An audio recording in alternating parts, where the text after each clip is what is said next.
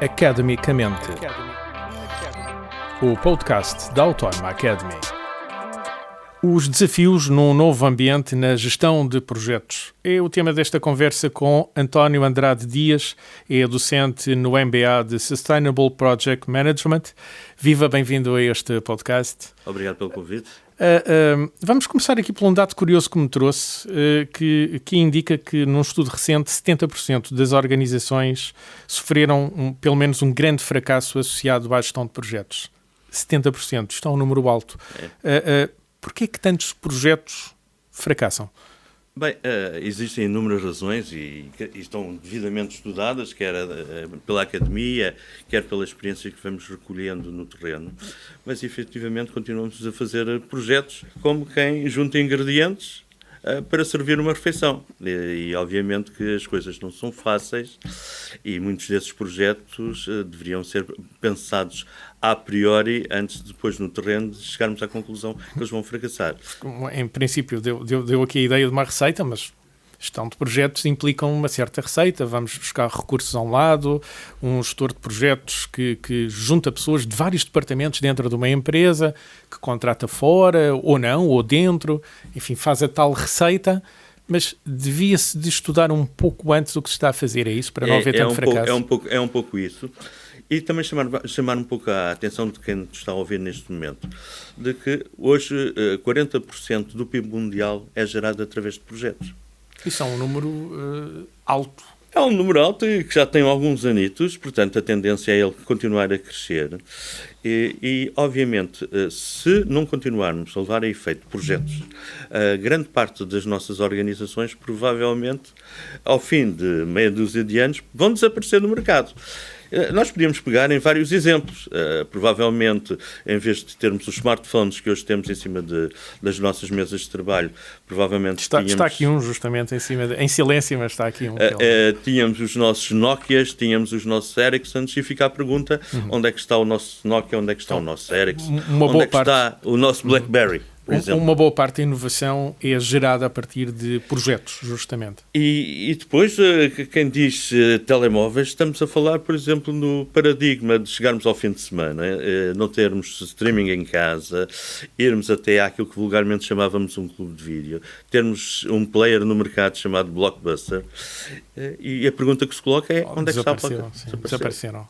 Ou seja, estamos a falar de organizações que representaram, ao longo destes últimos anos, referências e que, pura e simplesmente, da mesma forma que atingiram um sucesso, também desapareceram.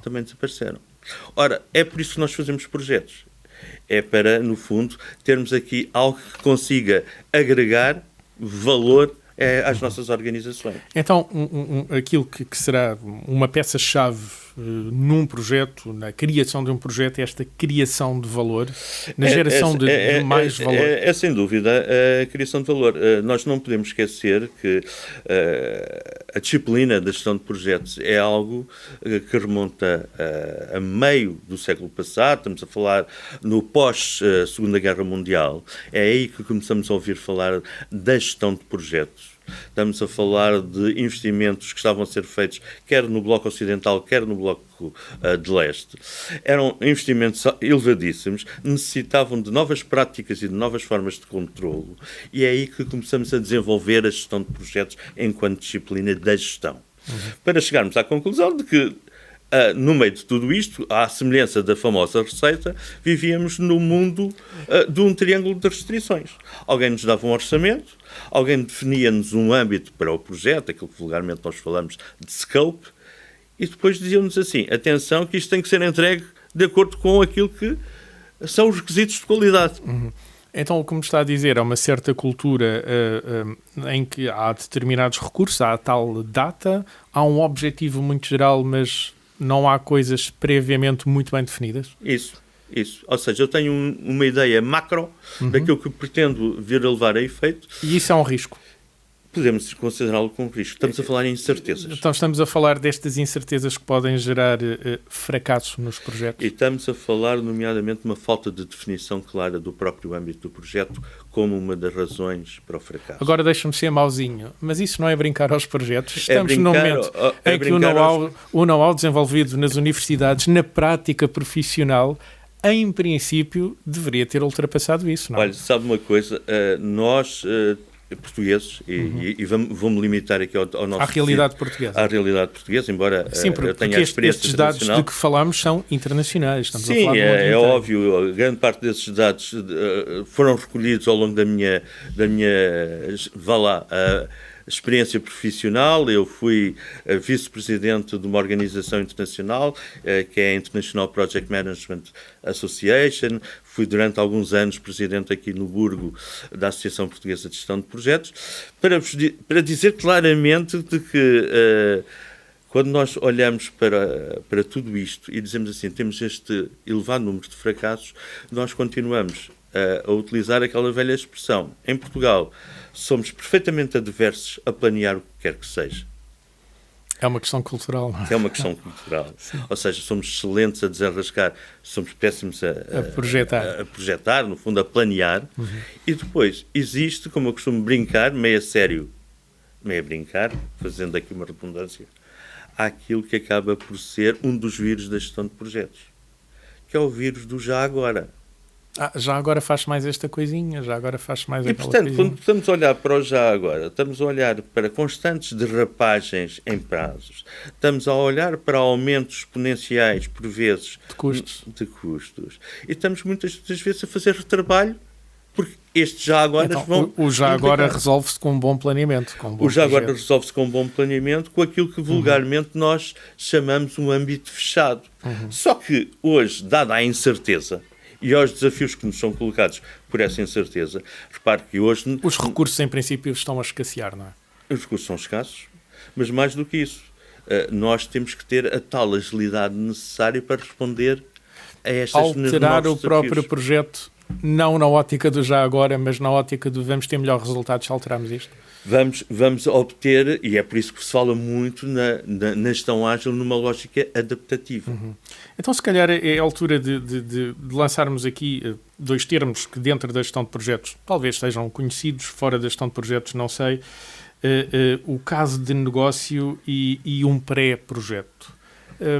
Confesso que já trabalhei em alguns casos em projetos financiados de diversas formas e nunca me tinha cruzado com esta noção de pré-projeto. O que é isto? Bem, para chegar à questão do pré-projeto é importante fazer aqui uma nota introdutória. O MBA da Autónoma diferencia-se dos demais. O Sustainable Project Management. Isso, diferencia-se dos restantes porque está assente nos princípios do Green Project Management e porque está associado a uma metodologia, a metodologia do Prince, que no fundo foi evoluindo para hoje nós termos aquilo que chamamos o PRISM enquanto metodologia. Isso é uma metodologia de gestão de projetos. De gestão de projetos.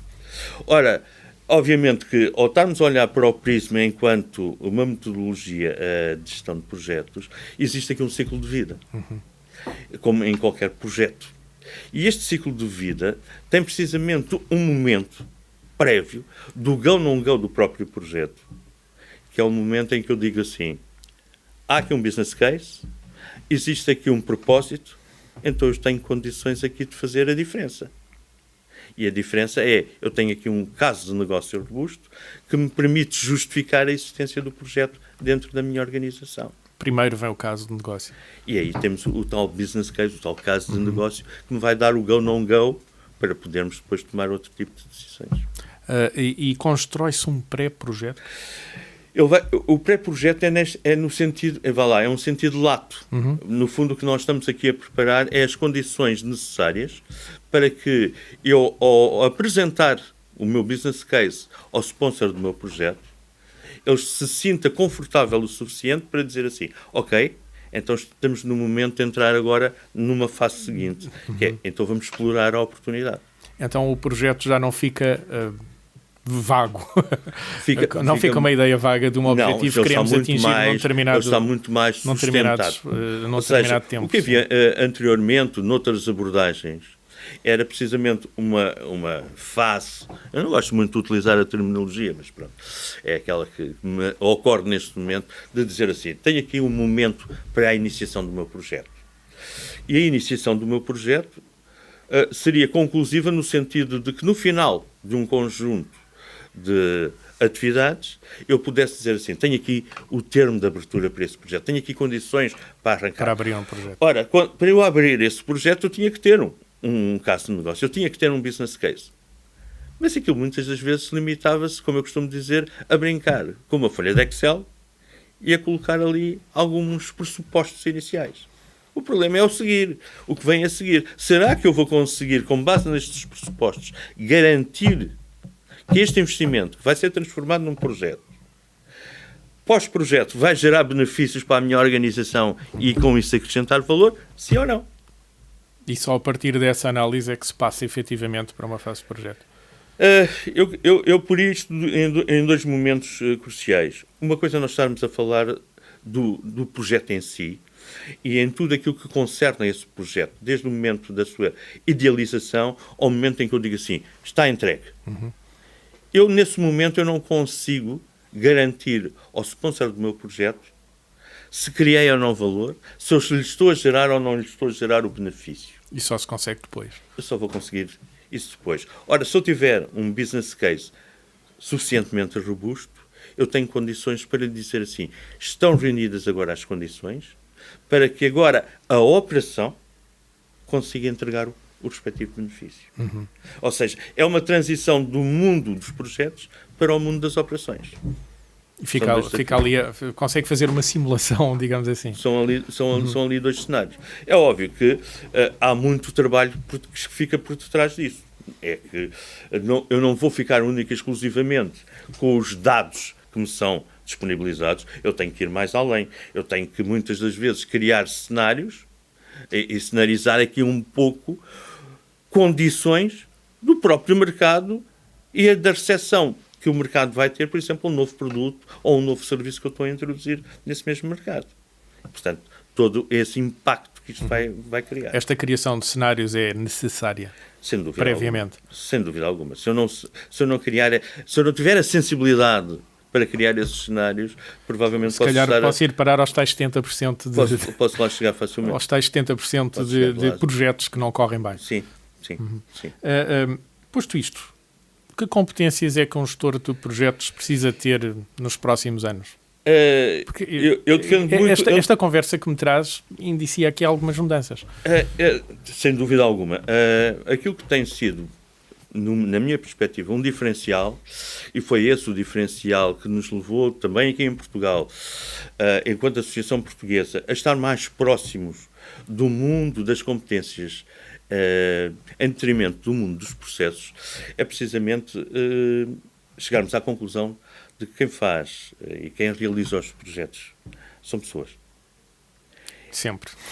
Ponto. Sempre. E se são pessoas, eu tenho que ter reunidas as competências necessárias nesses profissionais para que eles me consigam entregar cada vez projetos com mais qualidade. Ora, aquilo que nós estamos a notar hoje em dia, independentemente de sabermos claramente que quando estamos a olhar para um modelo como o modelo da IPMA, que preconiza domínios técnicos, comportamentais, mas também contextuais, existe aqui, talvez, um toque de Midas, que é quando nós começamos a pensar de que existe algo que é um pouco mais holístico, se assim podemos chamar, que é uma coisa que nós vulgarmente nos esquecemos, que é a inteligência emocional. O sermos capazes Somos de pessoas, olhar... sim, estamos a falar de organizações compostas por pessoas, não há como sermos fugir capazes disso. de olhar-nos a nós, mas também sermos capazes de olhar os outros. Os outros, sim. E aí sim, aí nós começamos a ter outro tipo de preocupações. Começamos a perceber que se queremos melhores resultados, temos que ser mais empáticos. Temos que ser mais colaborativos. Uhum. Temos que olhar a aspectos de natureza comportamental para atingir melhores resultados. Porque Gerir projetos com ferramentas técnicas, isso toda a gente faz. Mas vamos sempre ter organizações e pessoas. Ou organizações com pessoas. E diferentes umas das outras. E não vale a pena fugirmos disto. É com isso que vamos continuar a fazer projetos. Então estas competências da organização emocional são necessárias a um gestor de projetos? Sem dúvida alguma. E fazem parte do seu perfil. Ou seja, se elas não existem, têm que ser trabalhadas. Eu costumo às vezes Tem que ser treinadas, se não existirem. Não é? Eu costumo dizer assim, quando os nossos filhos são pequenos, e grande parte daqueles que nos estão a ouvir provavelmente os têm, todos eles são líderes dentro de casa. Eles deixam de ser líderes no momento em que vão para o infantário ou que vão para a escola. Porque aí vão se juntar com novos líderes. Outros. E aí tem que formalmente surgir aquele que vai ser o fila daquele grupo. É aquilo que acontece nas nossas organizações. Nós vamos encontrar lideranças que vão ser naturais dentro das organizações e vamos encontrar aqueles que vão ser trabalhados para ser futuros líderes. Mesmo essa é uma das competências que um gestor de projeto tem. Ele tem que criar forçosamente novas lideranças dentro da organização. Não vale a pena estarmos a fugir disso. E isso implica conhecer pessoas, saber das ferramentas emocionais com que se gerem pessoas. Isso, sim. Para além daquelas ferramentas mais técnicas, mais de hardware, de gestão de projetos. Sim. Eu tenho que estar consciente de que estou no dia a dia a lidar com pessoas e lidar com pessoas tem muito que se lhe diga. Não é fácil, não é fácil.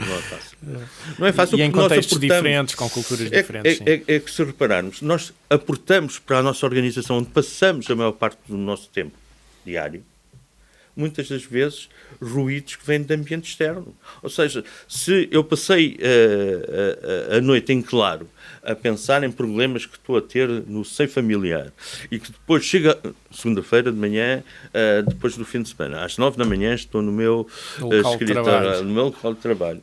Obviamente que a apetência que tenho para me relacionar com o outro é completamente diferente. A ideia de que são mundos estanques é uma quimera. Sabemos disso da psicologia. Isso leva-nos a outras coisas. Leva-nos, por exemplo, ao papel que o gestor de projeto tem que ter no seio das suas equipas para ter uma percepção clara de que aquele colaborador não está em condições para estar naquela equipa naquele momento. É preferível mandá-lo para casa. Agora imagina o que é nas nossas organizações dizer isso, que são super conservadoras. Sim. Do ponto de vista do picar-ponte. E vamos lá pôr lá o polegarzinho. Eu, enquanto gestor de projeto, dizer assim, esta pessoa não está no momento certo. Vai para casa e amanhã a gente fala. Ou seja, isto vai-nos remeter aonde? Isto pode ser disruptivo para as organizações. Pode ser, porque gerir projetos implica, nomeadamente, atribuir poder e autoridade ao gestor de projeto. Isso deve ser duro para algumas lideranças. E, obviamente, que isto choca claramente com a cultura organizacional que está imposta na maior parte das nossas organizações. Nós continuamos a estar muito em ambientes... Passamos o tempo a falar que as nossas organizações são matriciais. Não. As nossas organizações são, por tendência, funcionais. São silos. Ou seja, eu tenho lá o diretor e ele sente-se dono daqueles recursos que, independentemente, eu tenho necessidade de alocar ao meu projeto. Num projeto é preciso andar a bater às várias portas para ir buscar recursos internos ou externos. Sim. Ou seja, isto remete-nos quase para o papel do Martim Muniz, que agora até está tanto na moda, de meter a corda ao pescoço, não é? E ir-se apresentar ao rei. Ir apresentar ao rei de Leão para... Portanto, há aqui algo que não funciona. Ou que pode funcionar se for feito da boa forma. Se existir aquilo que continua a ser o chavão, que é projetos e, por outro lado, pessoas, mas mais do que isso, mudança.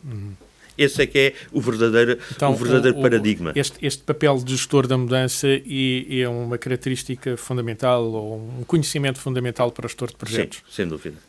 Eu tenho que ser capaz.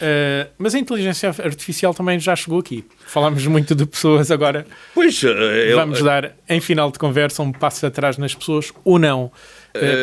A inteligência artificial não substitui o gestor de projetos, mas provavelmente há ferramentas que ajudam muito, não?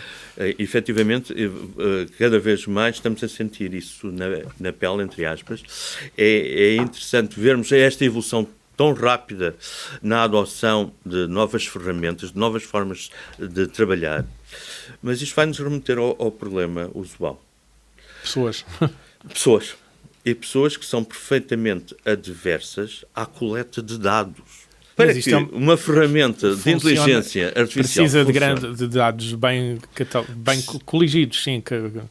Tem que ter, a priori, mecanismos de autoaprendizagem, mas também de que nos remetem aos dados e que nos remetem à recolha de dados. Ora, se eu não tenho este processo instituído nas organizações, ou seja, nunca há tempo para coligir aquilo que vulgarmente nós chamamos as lições aprendidas, que tanto fazem parte daquilo que é a cultura da gestão de projetos, porque é uma das formas de nós, no novo projeto ou no futuro projeto, termos ali know-how que nos ajuda a ganhar espaços, a ganhar tempo na formulação, naquilo que acaba por ser o planeamento. Se esse procedimento não for implementado, isso será um problema para a utilização de ferramentas de inteligência artificial alocadas a próximos projetos. Isso. E, por outro lado, também é aquele dogma. Ou seja, quando se começou a falar de inteligência artificial, vieram logo os arautos da desgraça, como eu costumo dizer. Vai substituir. Vocês têm os dias contados. Vão ter os dias contados, porque agora vão chegar aí ferramentas. Mas será importante dominar estas ferramentas? É óbvio que sim. Sim, claro. Elas vão-nos agilizar, agora usando a terminologia da moda, eles vão-nos agilizar significativamente tarefas de rotineiras da gestão de projetos. Mas acautelando a tal recolha de dados. Acautelando, obviamente, sim. Mas mais do que isso. Criando condições para que o gestor de projeto se foque naquilo que é... Nas pessoas. E realmente importante. Não só nas pessoas, sim, mas naquilo que são tomar as melhores decisões. Nos momentos auxiliar nas melhores decisões. Não é? Ou seja, esse é um dos problemas que nós temos na gestão de projetos. Nós, muitas das vezes, enquanto gestores de projetos, temos que tomar decisões. E essa tomada de decisões, muitas das vezes, é tomada quase de dedo no ar. Vamos ver se... Mas se for se eu tiver devidamente calçada... Aí está. Sim. É esse pode ajudar a combater os tais 70% de organizações com problemas na gestão de projetos. É, porque quando nós falamos aí nos 70%, obviamente é um número elevado, mas estamos a falar numa lógica de dizer assim, todas elas passaram pelo menos por um projeto. Ok? Imaginem, temos que imaginar... o globo e a globalização da gestão de projetos para podermos chegar a esse número. Hoje em dia, com a utilização de ferramentas, com a utilização de técnicas, com as metodologias, com o esforço que a Academia faz em formar profissionais nesta área, aquilo que nós sentimos é que existe uma tendência significativa na redução destes números. Ou seja, isto já não é o absurdo que foi no passado, em que encontrávamos projetos que eram verdadeiros fracassos, projetos que eram verdadeiros sucessos e tínhamos uma zona que era uma zona de limbo. Não sabíamos bem se aquilo era sucesso, se era fracasso, porque tinham entregue alguma coisa. É como aquela velha história. Tem um edifício para fazer, inicialmente o edifício é com 20 pisos, mas chegamos a uma determinada altura e alguém decide, olha, isto não se consegue fazer com o orçamento que tem, no prazo que tem e com este conjunto de requisitos. E, em vez de fazermos 20, vamos fazer 15, vamos fazer 10. E assim torna-se muito difícil saber se isso foi um sucesso ou um excesso. Ora, nem mais. Mas sim, mas aprendemos de lá para cá. Obrigado pelo tempo que pôde despender. Nada, foi um prazer, foi um gosto. A trazer-nos essas aprendizagens, essas mudanças num novo ambiente da gestão de projetos e todos os desafios que qualquer mudança comporta. António Andrade Dias, obrigado pelo tempo que pôde despender aqui connosco. Muito obrigado também. Academicamente. Este programa foi gravado nos estúdios da Universidade Autónoma de Lisboa.